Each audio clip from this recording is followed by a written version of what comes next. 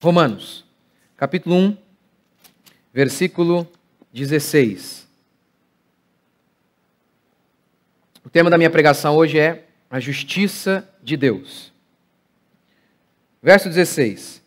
Porque não me envergonho do evangelho, pois é o poder de Deus para a salvação de todo aquele que crê. Primeiro do judeu e também do grego. Primeiro do povo escolhido de Deus e também de todos os gentios. Pois a justiça de Deus se revela no evangelho, de fé em fé, como está escrito: o justo viverá pela fé. A justiça de Deus se revela no evangelho.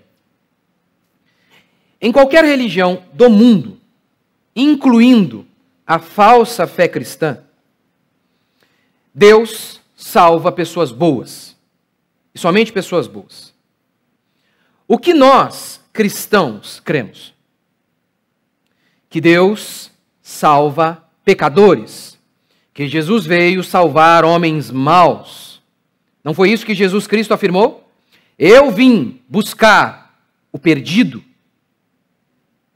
Quando o publicano, ao lado do fariseu, ora, batendo no peito e dizendo: eu sou pecador, diz o texto, ele desce justificado, declarado justo, salvo. Enquanto que o fariseu ao lado batia no peito e dizia: eu sou uma bênção, eu sou uma boa pessoa, veja o que eu faço. E o texto bíblico diz que este desceu condenado.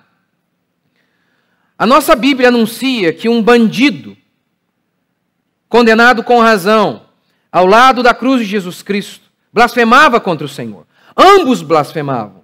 Mas diz o texto que um deles, nos 45 minutos do segundo tempo, de alguma maneira miraculosa, ele que blasfemava contra Jesus, há poucos instantes, o céu se abre e ele enxerga que Jesus é o Messias. E diz assim para aquele outro companheiro que fazia eco à sua blasfêmia: pare! Pare! Nós estamos aqui e merecemos estar aqui. Ele não. Senhor, lembra-te de mim quando vieres no teu reino. E aqui, ele dá um resumo do que é a nossa confissão de fé. Primeiro, ele diz: eu mereço estar aqui, eu sou o maligno. Ele não. Ele não tem pecado. E ele faz a afirmação de fé: lembra-te de mim quando vieres no teu reino. O Senhor é o Messias. E Jesus lhe diz: hoje mesmo estarás comigo no paraíso. Entende agora por que Paulo falou? O evangelho é escândalo para os judeus, loucura para os gentios. Você acha mesmo que os judeus, naturalmente falando, não possuíam motivos de sobra para se escandalizar no evangelho? Note isso aqui. Provérbios 17:15. É Deus dizendo: o que justifica o ímpio e o que condena o justo, tanto um como o outro, são abomináveis ao Senhor.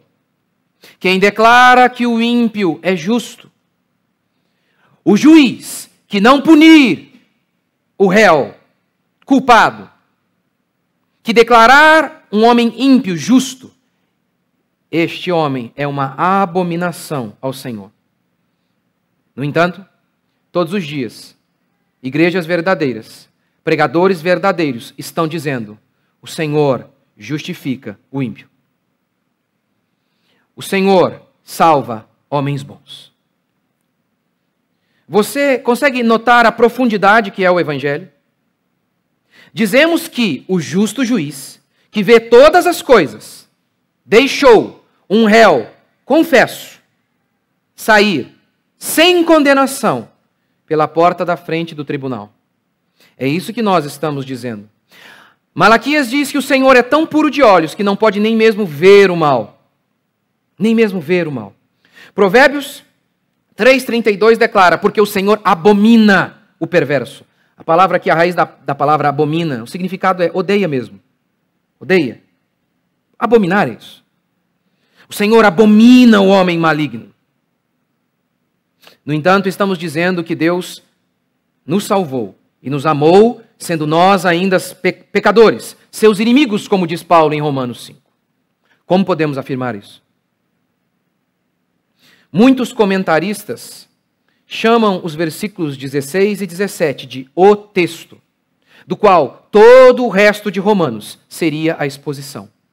Todo o livro de Romanos está contido aqui, diz John Stott, e muitos outros comentaristas, neste versículo, nestes 2 versículos. Paulo vai resumir o Evangelho. E como ele faz?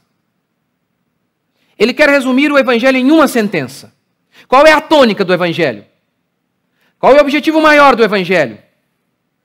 Pastores modernos diriam, porque o Evangelho revela o amor de Deus. Sim, faz parte, mas não é assim que Paulo classifica. Não é a tônica. Não é. Não é. O Evangelho anuncia a justiça. Falar apenas do amor de Deus e colocar isso como centro e esquecer a justiça, como Paulo está falando aqui, torna a mensagem do Evangelho fraca, sem sentido e falsa. Porque uma verdade pela metade é uma mentira completa. E quando pastores só pregam uma parte do Evangelho, só uma parte, só o amor, eles são mentirosos por completo. Os que seguiram este caminho e estão seguindo, de pregar apenas o amor, viram sua fé morrer. Viram a igreja deixar de existir. Assim foi na Europa e em todos os lugares que seguiram esse discursinho que tem como única tônica o amor de Deus. Note isso. O avião cai. Pastores do amor, que declaram, Deus é amor, ele não tem nada a ver com isso. Ele não é justiça. Deus não tem nada a ver com esse avião que caiu. Ok.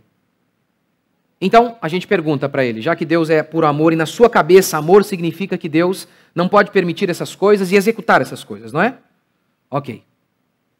Então explica para mim, por que isso aconteceu? E aí eles retrucam, não sei. Não sei. Eles acham que a dúvida livra a Deus de cometer injustiça. Apenas ao dizer, não sei, eles acham que resolveram o problema. Não. A dúvida é a semente da incredulidade. A dúvida é a semente da incredulidade. A crença de que Deus é bom, no sentido de que ele não pode punir, leva à incredulidade. Nós, entretanto, cristãos ortodoxos, dizemos, o mal no mundo é a justa retribuição de Deus pelos pecados do homem, como Paulo vai anunciar aqui em Romanos 1,18. A ira de Deus se revela do céu contra toda impiedade e perversão dos homens, porque os homens abandonaram o Criador. Esta é a resposta bíblica. Crianças morrem, desgraças acontecem porque o homem pecou e Deus está punindo o homem. Crianças, mas até crianças? Romanos 5, Paulo diz, todos já nascem condenados. A culpa de Adão está sobre todos. Essa é a nossa resposta. É a única que faz sentido. É a única. Aquela outra, do tipo, não sei, porque o meu Deus não pune, gera incredulidade. Ora, por que Jesus morre? Por que Jesus morre? Para efetuar a justiça de Deus. Se o Evangelho fosse apenas amor, não seria necessário cruz. Se a única coisa que Deus sente são sentimentos afáveis em relação ao homem, não seria necessário ele encarnar, obedecer à lei e ser crucificado e receber em si mesmo a justa punição, a ira de Deus sobre si. Lembra quando ele fala, passa de mim esse cálice, o que havia ali dentro? Lembra do Antigo Testamento? O cálice da ira de Deus. Se Deus não pune, nem faz sentido falar em cruz. A cruz existe justamente porque o homem pecou e Deus não pode simplesmente olhar para o réu e falar, ok, havia um crime que foi cometido, mas eu vou fingir que não aconteceu nada, pode ir embora. O Evangelho revela a justiça de Deus. Não tem como falar do Evangelho sem falar da ira de Deus, da justiça de Deus. A mensagem de salvação do Evangelho é a única esperança aos pecadores. É a única resposta que faz sentido. Não é apenas a história de um pai salvando um filho. É, antes de tudo, o milagre de um justo juiz que inocenta um réu de uma maneira que o juiz não é culpado por fazer isso. É um milagre que um juiz pegue um bandido, permita que ele saia pela porta da frente, não o condene, e esse juiz continua sendo justo. É um milagre chamado Evangelho. Evangelho. Então vamos falar da justiça de Deus. O que significa a justiça de Deus? De maneira bem resumida, a justiça de Deus significa o seguinte: a maneira que Deus salvou seu povo revela que Deus é justo. Nele, no Evangelho, a justiça de Deus é revelada, diz Paulo. Há um réu culpado. Há uma maneira de absolver esse réu que realmente é culpado, de uma maneira que o juiz não seja culpado de cometer injustiça. Há uma maneira de fazer isso. Eu vou detalhar então aqui o que é a justiça de Deus. Primeiro, a justiça de Deus é um atributo divino. É uma qualidade de Deus. Uma qualidade presente em Deus que torna simplesmente impossível que Deus cometa qualquer injustiça. Não é possível que Deus cometa injustiça. Não é possível. É impossível que isso aconteça.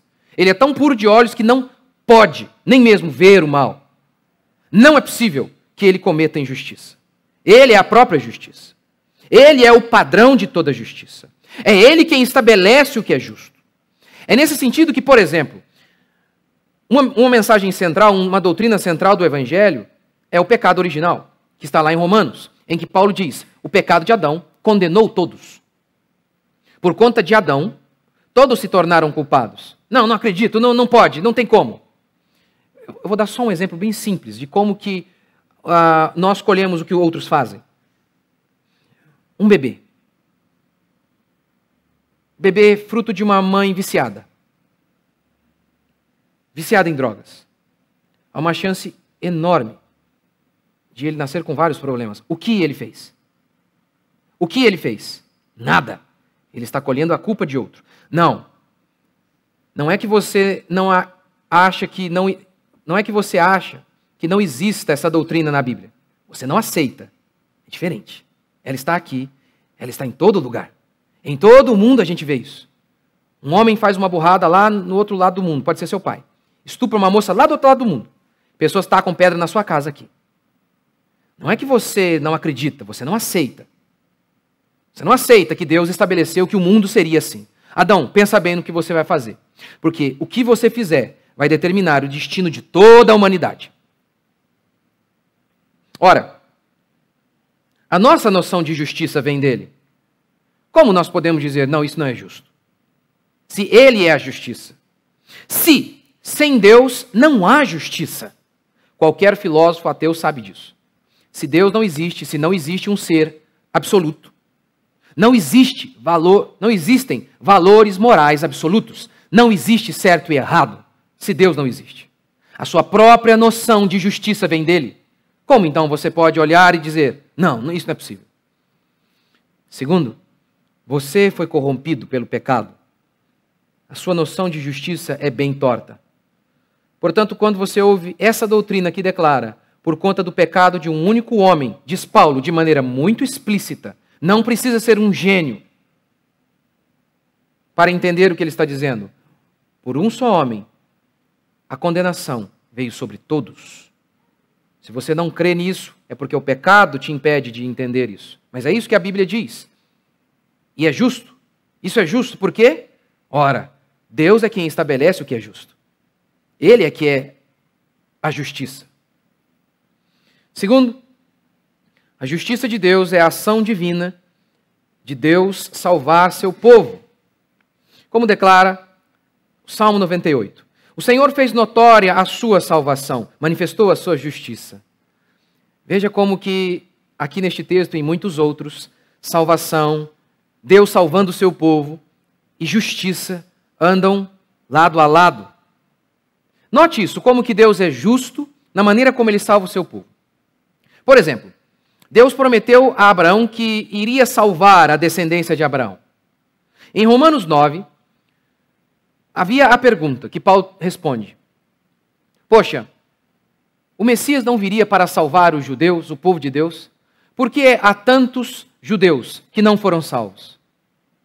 E Paulo então responde: nem todos que são de Abraão são realmente filhos de Abraão. Nem todos que são israelitas são de fato israelitas. Porque aqueles que são de fato israelitas, todos eles foram salvos. Um exemplo clássico disso é Jesus e os 12. Jesus diz: todos os que o Senhor me deste, eu os preservei. Estão aqui nas minhas mãos, exceto Judas, que não era dos nossos. Nunca foi. Não era eleito. Mas os eleitos estão aqui. Todos eles eu guardei. Todos. Ora, isso é justiça. Cumprir o que você promete. Deus é justo na maneira como Ele salva o seu povo. Como Ele salva? Por meio da eleição. É o que Paulo vai falar em Romanos 9. Paulo diz que Deus salvou Jacó antes mesmo de Jacó nascer. O texto é muito claro, muito explícito. Não há dúvida. Uma vez eu citei esse texto, a moça falou: eu não creio em Calvino. Não, eu só estou citando a Bíblia. Estou citando Calvino. É a Bíblia. É a Bíblia. Eu citei o texto bíblico, não citei um livro de Calvino. Não, mas não é. Não é. É Bíblia. Deus elegeu Jacó antes mesmo de Jacó ter feito bem ou mal, diz o texto, para que o propósito da eleição permanecesse firme, não por obras. E ele continua: não depende de quem quer ou de quem corre, mas de Deus usar misericórdia. Aqueles que Deus eleger são esses que serão salvos. Ora, quando Paulo desenvolve esse texto, Paulo então faz uma pergunta retórica, que era a pergunta que as pessoas estavam fazendo. Há injustiça da parte de Deus? E Paulo diz: de modo nenhum. E passa a explicar que a eleição não é injusta. Venha nas próximas pregações, que hoje não é o meu tema, a eleição. E como Deus salva o seu povo? Um inocente, Jesus Cristo, morre pelos culpados. Na lei que Deus criou, já estava lá. Um bezerrinho, inocente, poderia morrer por um pecador. Ora, isso faz todo sentido, e esse é já parto para o meu terceiro e último princípio. A justiça de Deus é um dom divino dado ao crente. É um dom dado ao crente. O Evangelho declara: o homem é culpado, e quando ele se declara culpado, assume seus pecados e crê em Jesus Cristo, ele é declarado justo. Sem nenhuma, não é inocente apenas, é justo. A justiça de Deus é dada a ele. Lembra aquela cena em que Jesus Cristo está sendo crucificado, ele é crucificado nu, as vestes de Jesus são retiradas, e aqueles malignos, depravados soldados rasgam e lançam sortes para ver quem ficaria com as vestes? Você se lembra que Apocalipse fala que os crentes estão vestidos com linho finíssimo, porque o linho finíssimo representa os atos de justiça dos santos? Você se lembra de que Jeremias declara que as injustiças do homem são representadas pelos trapos da imundícia? Que a Bíblia fala que a roupa simboliza justiça, então. Ali na cruz, Jesus se tornou pecado para que nós fôssemos justiça. O castigo que nos traz a paz estava sobre ele. Estava sobre ele. Ele levou a culpa, a minha culpa, a sua culpa, e transferiu a justiça dele a nós. Não, isso é possível? É claro que é possível. O Deus justo, que é a justiça, estabeleceu que isso era possível. Um inocente morrendo por um culpado. Mas espera aí, pastor. Um único homem morrer por todo o povo de Deus? Sim. Você viu que homem ele é? Uma Ferrari, uma só, vale mais do que centenas de Fuscas? Uma só Ferrari compra centenas de Fuscas? Compra. Por isso, Paulo resume assim em Romanos 3,26, a morte de Jesus, para demonstração da sua justiça. É só ter olhos atentos. Olhos atentos. Para demonstração do quê? Do amor? Também. Mas note que a ênfase de Paulo é o quê? Justiça. para a demonstração da sua justiça no tempo presente, para que ele seja justo, ou seja, da maneira que Deus fez, Deus se mantém justo. Ele pode dizer para o criminoso, pode ir embora. Mas espera aí, e o pecado vai ficar impune? Não vai. Não vai. Não vai. O homem tem que morrer, não tem? O salário do pecado é a morte. O homem tem que morrer. Por isso ele encarna e morre. Para que ele seja justo e também justificador daquele que tem fé em Jesus. O homem culpado está no tribunal. Ele não pode se absolver. Ele não pode pagar cestas básicas. Porque o crime que ele cometeu foi contra um ser infinito. Você sabe, até em nossas leis, em qualquer lei do mundo, a punição do seu crime depende muito em relação a quem você cometeu. Crime contra as crianças, o mesmo crime contra uma criança tem uma punição muito mais severa. Muito mais severa. Quando uma pessoa debilitada, deficiente, tudo isso acarreta punições muito mais severas. São agravantes. E pecar contra o único ser inocente neste mundo, perfeito, que nos deu tudo. Não há fiança que o homem possa pagar para ser absolvido deste crime. Não há boas ações, esmolinha para mendigo, cestas básicas para carentes. Não há ajuda o bastante para sanar essa culpa que o homem tem. É nesse sentido que o Evangelho é único em relação a qualquer religião. E esse é um dos motivos que explica por que eu sou cristão. Há vários, mas aqui está um dos principais. Essa doutrina que chama justificação pela fé. Todas as doutrinas de todas as igrejas do mundo e filosofias também, todas, têm uma coisa em comum. Salvam apenas homens bons. Só a fé cristã declara o pecador pode ser salvo. O catolicismo ensina que os bons são salvos. Pergunte a um católico se ele vai ser salvo. Ele responderá: olha, estou caminhando. Não mato, não roubo, não minto. Acho que eu sou uma boa pessoa. Pergunte para um filósofo crente em Platão. Ou alguém crente em Platão. Eu acho que eu tenho praticado a justiça. Platão falou sobre isso na República. A busca da justiça. O que é a justiça? Pergunte para um hindu, pergunte para um espiritista, para um espírita. Pergunte para qualquer religião. Pode mudar ligeiras variações acerca do que é bom. Mas todas dizem, você será salvo se você for bom.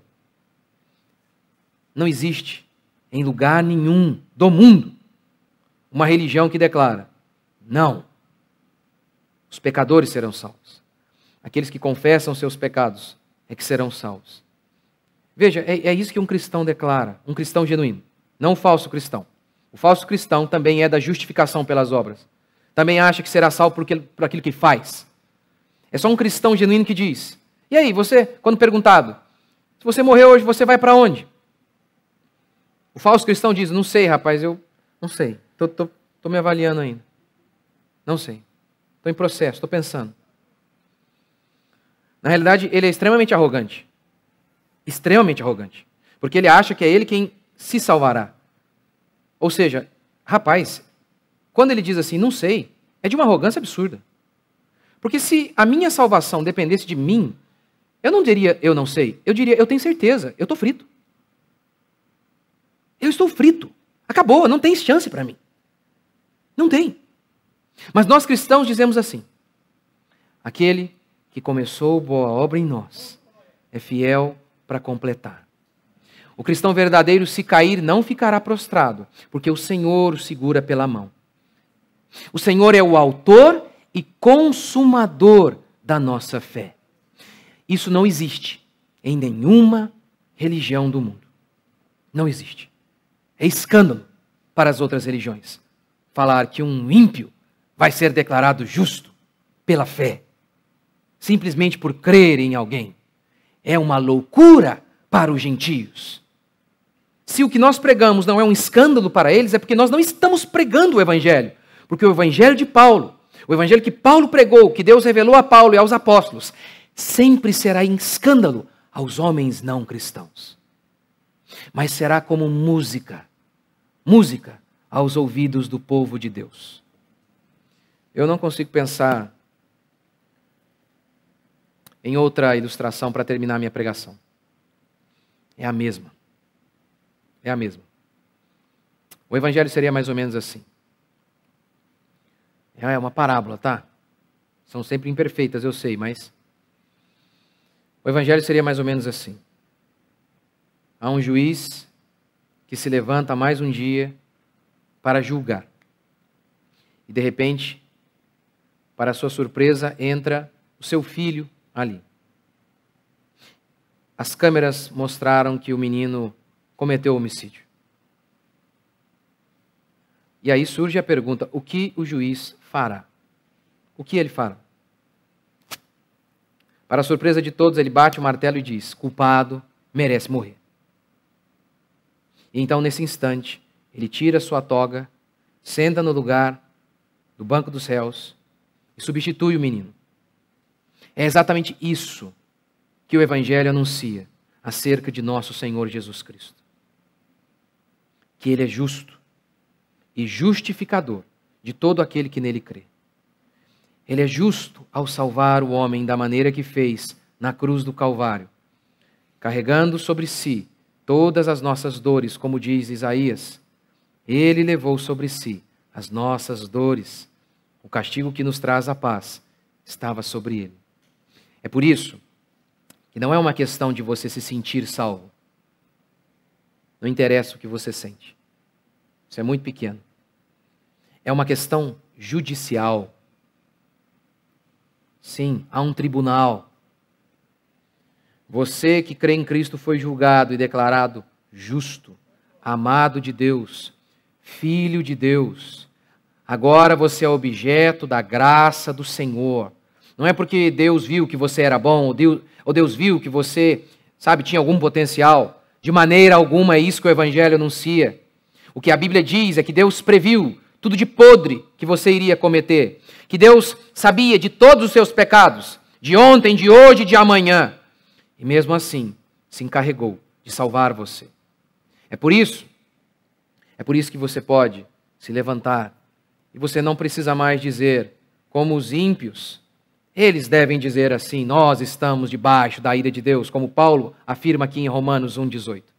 Não é mais o caso do povo de Deus. Agora, antes nós éramos inimigos, agora nós somos amados de Deus. De maneira que Paulo diz assim: justificados, pois, pela fé, temos paz com Deus. Paz com Deus. Pode ter certeza. É isso que você precisa. Tudo o que você precisa é estar em paz com o seu Redentor. Você pode aguentar não estar em paz com seu marido. Isso você aguenta. Você pode não estar em paz com seus filhos. Você pode não estar em paz com muitas pessoas. Tudo isso é superado. A única coisa insuportável é viver debaixo da ira de Deus. É viver debaixo da condenação do Senhor. Porque aqueles que têm Cristo Jesus, ainda que não tenham nada neste mundo, são completos, realizados, satisfeitos, porque estão nas mãos de Deus. São cuidados pelo amor de Deus, são guiados pelo amor de Deus, são protegidos por Ele. Quantos creem? Vamos ficar de pé.